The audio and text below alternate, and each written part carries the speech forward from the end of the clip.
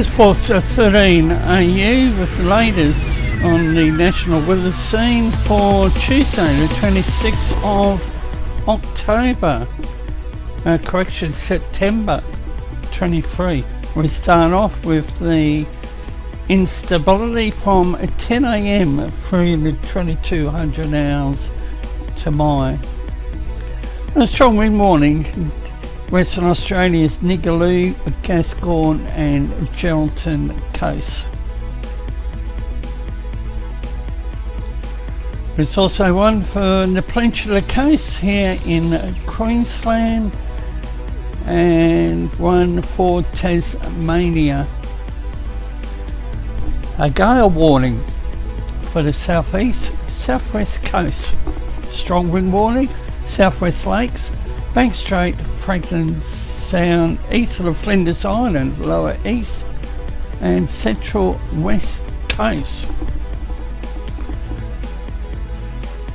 Again, not much taking place on the national weather scene, but that is about to change.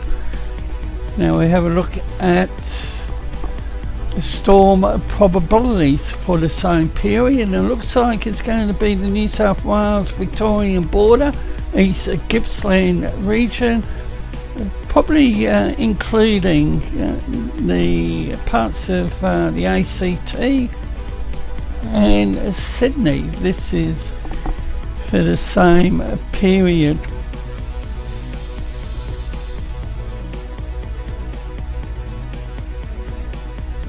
No rainfall has been recorded in any of the capital cities since 9 AM today.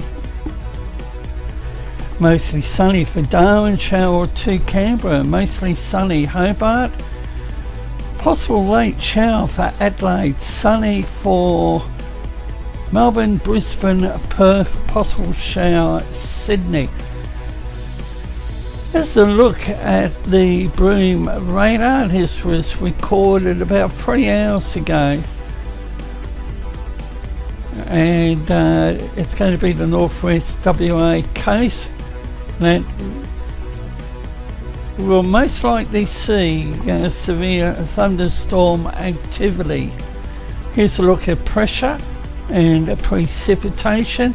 Precipitation values at the bottom of the screen.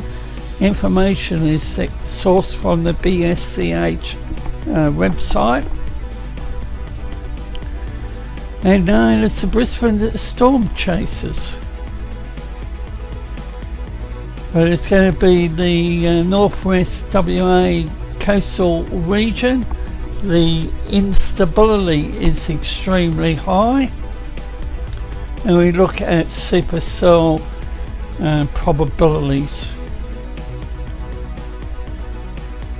The activity ramps up tomorrow, leading into Thursday.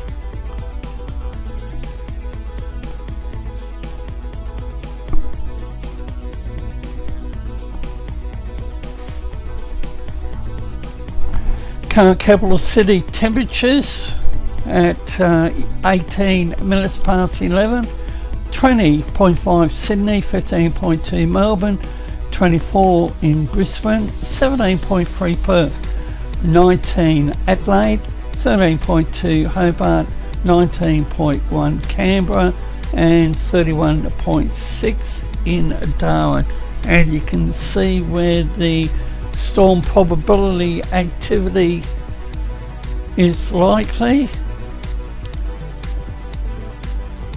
The Broome area, southwest corner of the Gulf of Carpentaria, and the coastal area north of Sydney, and then it creeps into the southeast corner early Thursday morning. Now this is a look at the pivotal weather precipitation. It's the total outlook to 340 hours, and it looks like it's going to be the southern region of New South Wales down over the Victorian border, and the precipitation scale is at the bottom of the screen, and 150 to 200 millimeters possible. Now we have a look at the Bureau Meteorology's total forecasts of rain. There are 3 slides: days 1 to 4, 5 to 8, 1 to 8. Bureau Meteorology is also to release its 7-day tropical cyclone outlook update. Not the actual warning, it doesn't start till November the 1st, but could we see an out of season cyclone next month? As usual, the rainfall scale is the right hand side of the screen, and look at the area to the south of Western Australia. No change for the Cairns Inner Vale area, west coast of Tasmania,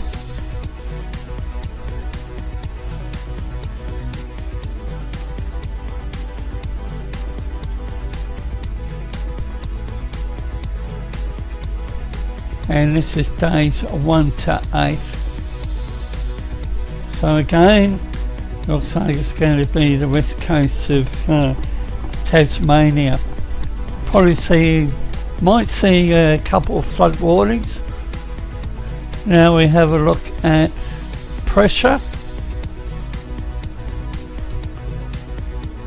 and wind. And the wind is measured in knots, and you can clearly see high pressure is dominating the Australian weather scene.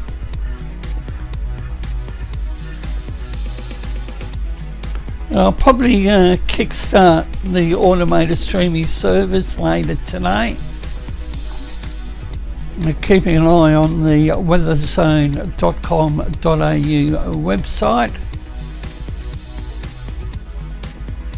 And as mentioned, there's a gale force wind warning current.